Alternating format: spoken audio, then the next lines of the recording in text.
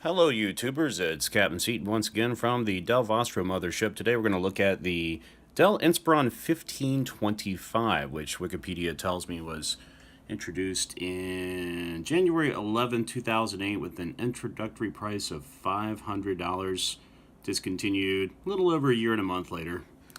And first thing about the construction of these, they have a rubberized kind of lid to them, which I think this could be swapped out as it could with any laptop. But not, I'm a huge fan of the color. It's like a metallic dark blue, but this rubberized material over time, if you've ever gotten into an old car before that has like rubber around the steering wheel, it can become sticky over time if it's exposed to heat and cold and whatnot. And I've tried every manner of restoration on it. It's still got some couple little gouges or whatnot. Love the color, hate the texture, just doesn't wear well.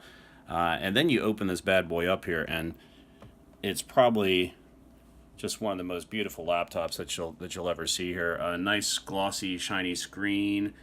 It's got the nice silver keyboard on it. Wonderful keyboard on this laptop. The integrated trackpad. By integrated, I mean there's actually nothing here.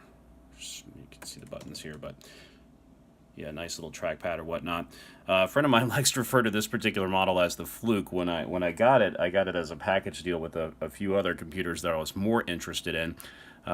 One of the other ones did not work, so I was kind of focused on this one. And I borrowed a solid state drive from one of my other computers that I just really felt it didn't need a solid state drive, and popped it in here. And rather than just do the reformat or whatever, I just decided to let it go. And this one was just started to boot up running Windows 7 64-bit, which I didn't think was possible in a Celeron. Neither did my friend, so he started calling it the Fluke. So this is now the Fluke. We're going to try to boot it. One of the things, I love this keyboard so much, I don't want to change it. It's such a beautiful, nice, lovely, lustrous, silvery keyboard that if I order a replacement, I know it's not going to look this good. And it has a stuck arrow key, so if it boots, it may beep. But we got to show you when this thing boots up, it does the old-fashioned Knight Rider across these blue lights right here. So check this out. Yeah, that's the good stuff right there. And there's the stuck key. So yeah, so we'll have to kind of like work our way through that. I guess I could take it apart and clean it or whatnot. That'd be an idea. Nice bright blue LEDs here. Windows 7 64-bit Pro running again on, I'll tell you the processor here in a second. I know it's a Celeron. Decent sound on this. Let's see. Now when I hit the Windows menu here, you're going to see like everything's going to be jumping around here. Let's go to control panel so I can show you. Then go here, and well, it's not jumping right now. Okay. Usually it goes like that, and then just lets me know that I think it's either the up or down arrow key is stuck on here. Beautiful glossy screen on this bad boy. Let me see what processor we are running on here. Score's really low, of course, as to be expected on Windows Experience. This is a Celeron 560. I'm not even sure if it's 1 or 2 cores. Running pretty quick, though. 2.13 gigahertz, 4 gigs of RAM, and there's the 64-bit operating system. Again, Dell, what did I go? Oh, yeah. It says Vostro 1720 because that tells me what computer I took the solid state drive out of. I bet you the drive is even called that, too. Maybe I renamed it. I don't know. It says Vostro SSD, the original name on it. So like I said, all I had to do was basically plop this drive in here, no fresh install or whatnot. I'm actually almost concerned that if I tried to do a clean install of Windows 7, it actually might not work. And as an end result of that, this machine will not sleep. It has certain like idiosyncrasies because it was built up as a Vostro, not as a Inspiron. See what's on the old device manager. Oh yeah, the old Marvell Yukon PCIe fast Ethernet controller, which I believe is 100 base T, yeah, something like that. This drive, of course, we got the one of my favorites, the OCZ Vertex 4s in there. ATA, so is that running? Well, let's look. Is it running HCI? Yeah, there's the controller there. Okay, so yeah, all right. I don't know. I guess it kind of has to. Display adapters, I think. I'm trying to remember. This is Crestline, I believe. Mobile, let's see, Mobile 965 Express chipset family. They call these the Crestline graphics on here. What else we got here? We got a couple of the buttons. There's the home button, which probably doesn't do anything. You know, num lock, your caps lock, scroll lock, and I think these are soft touch. If you were to touch these, let's see, we've got a volume control here. Let's see if they actually work. That's the mute button. Yep, and it muted. Good. Okay. Does it light up? Yeah, it lights up when you touch it. Cool.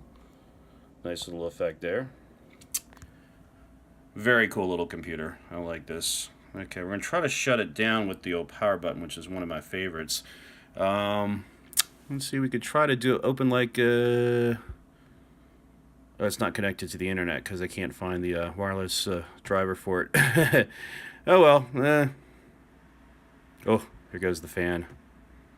We're stressing the Celeron here. We're stressing it here. Let's see what kind of temperature she's running right now. Speed fan says, oh, it is seriously, it's one core. It's not a dual core. How is this thing running Windows 64-bit on a single core? On a Celeron? And I still believe it's a Fluke. It tells me on the Wikipedia page that you can actually can run Windows 10 on these. Okay, yeah, we got good temps on this. It's like 109, 109. Sticking to Imperial for now. Okay, let's try the... Yeah, that should work. Good. Nice sound. Nice shutdown. I mean, pretty responsive. It just blows my mind that this thing is running on one core. Because I have a few of these, and... Well, I have two of these 1525s. I did put in another Inspiron 1525, I put, I think, a T70 something, 74. Let me see what these things, dual core, somewhere in the sevens. Probably a 7250 I think is what I put in the other one, just to see, you know, what kind of performance I can get out of it. The front panel has, let's see, your SD card there. I don't know if you can see that too well. Let's rotate and see if we can like pull one of the feet off the bottom there. It's sticking. I don't know why. Oh yeah, we got to show you this side right here because this is definitely where the magic happens when you pull this out. If I can get this. Oh my goodness. Oh, you got to turn it right side out. There we go.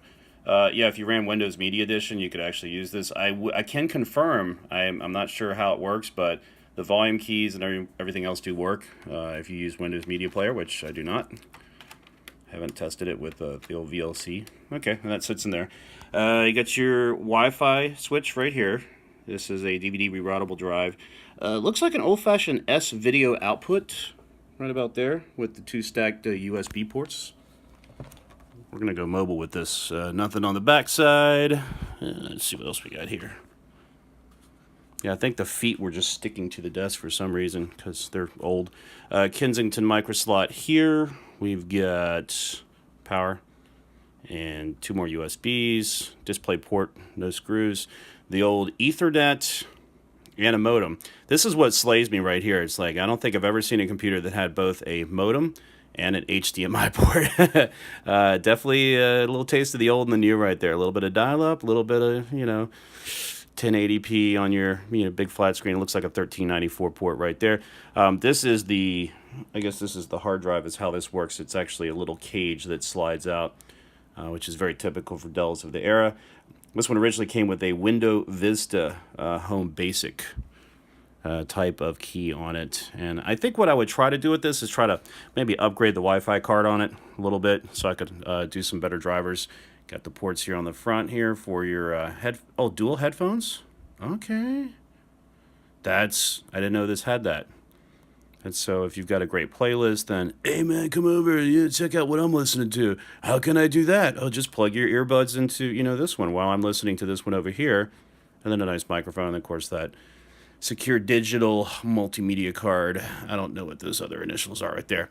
So there you go. This is the Fluke, the one core. It's kind of heavy. Oof, feels like it can break my desk. The one core Celeron. What is it? An M? Yeah, it's the lowest one on the list here. Intel Celeron 540, and is it a 15.4 inch widescreen? I don't know which one the resolution spine has. I don't think it has the 14:9 high resolution, but anyway, that's the Fluke. That's the 1525. I do have another one sitting on the floor with a T70 whatever in it. 7250, yeah, something like that. And I could pull that one out a little bit later, see how that one runs. Anyway, Captain Seat once again from the Dell Vostro mothership. Hope you enjoy my little tour of the Inspiron 1525. If you like my videos, feel free to leave a comment, like and subscribe if you want, and I'll be sure to post more of these on a ever-increasing basis. Have a great day. Bye-bye.